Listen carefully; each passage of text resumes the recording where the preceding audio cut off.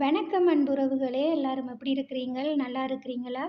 நானும் நல்லா இருக்கிறேன். என்னுடைய காணொளி பார்த்து எனக்கு சப்போர்ட் பண்ற அனைத்து அன்புறவுகளுக்கும் ரொம்ப ரொம்ப நன்றி. இன்றைக்கும் ஒரு வித்தியாசமான முறையில கத்தரிக்காய் சம்பல் தான் செய்ய போறேன். எனக்கு தெரிந்த மாதிரி இந்த சம்பல் கணவாய் கறி சோறு, மீன் கறி சோறு, சிக்கன் கறி சோறுக்கு வச்சு சாப்பிட அந்த மாதிரி இருக்கும். வாங்க நான் எப்படி செய்கிறேன்ன்றத பார்ப்போம்.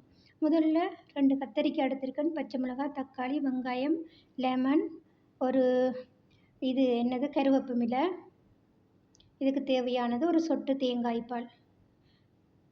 இது இவ்வளவும் தான் தேவையான பொருட்கள். இப்போ கத்தரிக்காயை நாங்கள் சுத்தமாக கழுவி சின்ன சின்ன துண்டுகளாக வெட்டி எடுப்போம். பாருங்கள், சிறு துண்டுகளாக நான் வெட்டி எடுத்திருக்கிறேன்.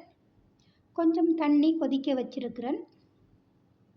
பாருங்கள், ஒரு கொஞ்சம் தண்ணி கொதிக்குது. அதில் கொஞ்சம் உப்பு சேர்த்துட்டு இந்த கத்தரிக்காயை நாங்கள் அதோடு சேர்த்து கொஞ்சம் நல்லா வேக விடுவோம்.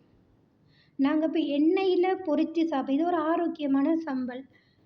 இப்போ நாங்கள் எண்ணெயில் பொரிக்கும் போது அதிகமான எண்ணெய் கத்தரிக்காயில் சேர்த்து கொள்ளும் இல்லையா?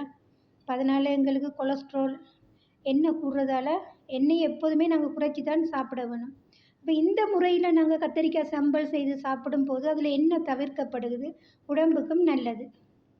பாருங்கள், இப்போ நல்லா கொதித்து இந்த கத்தரிக்காய் நல்லா வெந்து வந்துட்டு அதை நான் வடித்து எடுத்துருக்கிறேன். தண்ணி இல்லாமல் சொட்டும் வடித்து எடுத்துருக்கிறேன். அதுக்கப்புறம் தேவையானதெல்லாம் நான் வெட்டி எடுத்துருக்கேன். பாருங்கள், வெங்காயம் மெல்லிசாக வெட்டி எடுத்துருக்கேன். வெட்டி எடுத்துகிட்டு அதை நான் கொஞ்சம் கையால் உதிர்த்தணும். அப்போ தான் இந்த வெங்காயம் கொஞ்சம் நல்ல இதாக வரும். தண்ணி தன்மை தானே வெங்காயத்துக்கு. அதே மாதிரி தக்காளி பழம் சிறு துண்டுகளை வெட்டி அதையும் நல்லா மிக்ஸ் பண்ணுவோம். நாங்கள் இப்போ இந்த செய்கிற சம்பல் நாங்கள் உடனே சாப்பிடணும்னு சொன்னால் கையால் பிணைஞ்சால் பரவாயில்லை. நைட்டுக்கும் வச்சு இந்த சம்பல் நாங்கள் சாப்பிடுவோமே என்றால் அதுக்கு நாங்கள் கரண்டியால் தான் பிசைய வேணும். இல்லாட்டி கைக்கு க்ளவுஸ் போடணும். இல்லாட்டி கரண்டியால் தான் பிசைஞ்சு இந்த சம்பல் செய்ய வேணும். நாங்கள் கையால் பிசையும் போது அது உடனே அந்த லன்ச் டைமுக்கு மட்டும்தான் சாப்பிட முடியும். பிறகு பழுதடைஞ்சிரும் தேங்காய் பால் சேர்க்குறபடியாக. கை க்ளவுஸ் அணிஞ்சு நாங்கள் செய்கிறது நல்லது. இல்லாட்டி கரண்டி எல்லாம் பிசைஞ்சு முடிய கருவேப்பிலை, பச்சை மிளகாய், ஒரு வெள்ளைப்பூண்டு தட்டி சேர்க்க வேணும். தக்காளி பழம், வெங்காயம், உப்புத்தூள், மிளகுத்தூள் எல்லாம் சேர்த்து நல்லா மிக்ஸ் பண்ணணும். நல்லா மிக்ஸ் பண்ணி எடுத்துட்டு அவிச்செடுத்து வச்சுருக்கிற கத்தரிக்காயையும் நாங்கள் இதனோட சேர்த்து கொள்ளுவோம். இப்போ நாங்கள் கரண்டியால் நல்லா அதை மசிச்சு கொள்ளுவோம். நான் ஒரு தடவை செய்து சாப்பிட்டேன், நல்லா இருந்தது. அதனால் மறுபடியும் ஒருக்கா செய்து ஒரு குட்டி காணொளி பதிவிடுறேன்.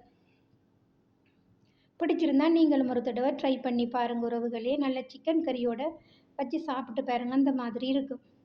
கனவா கறிக்கெல்லாம் சூப்பராக இருக்கும் கத்தரிக்காய் சம்பல். நல்லா நாங்கள் இதை நல்லா மசித்து எல்லாத்தையும் நல்லா மிக்ஸ் பண்ணணும். அப்போ தான் சுவையாக இருக்கும். நான் தேங்காய் பாலும் ஒரு சொட்டு கட்டிப்பால் எடுத்து வச்சிருக்கிறேன். அதையும் சேர்த்து கொள்ளுவோம்.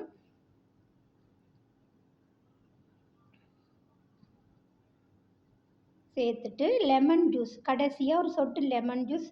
தேவையென்றால் லெமன் ஜூஸ் சேர்த்துக்கொள்ளலாம், இல்லைண்டா தவிர்த்து கொள்ளலாம். என்னடா தக்காளி பழம் சேர்த்துருக்கேன் தானே, அதனால் லெமன் ஜூஸ் தேவையில்லை. விருப்பம்ண்டா கொஞ்சம் லெமன் ஜூஸ் போட்டுக்கொள்ளலாம். இப்போ இதையும் சேர்த்து நல்லா மிக்ஸ் பண்ணுவோம். ஒரு வித்தியாசமான முறையில் கத்தரிக்காய் சம்பல் செய்து முடிஞ்சு. இப்போ நாங்கள் அதை ஒரு டிஷ்ஷுக்கு நாங்கள் மாற்றி கொள்ளுவோம். பாருங்கள் எப்படி இருக்குது இந்த கத்தரிக்காய் சம்பல்.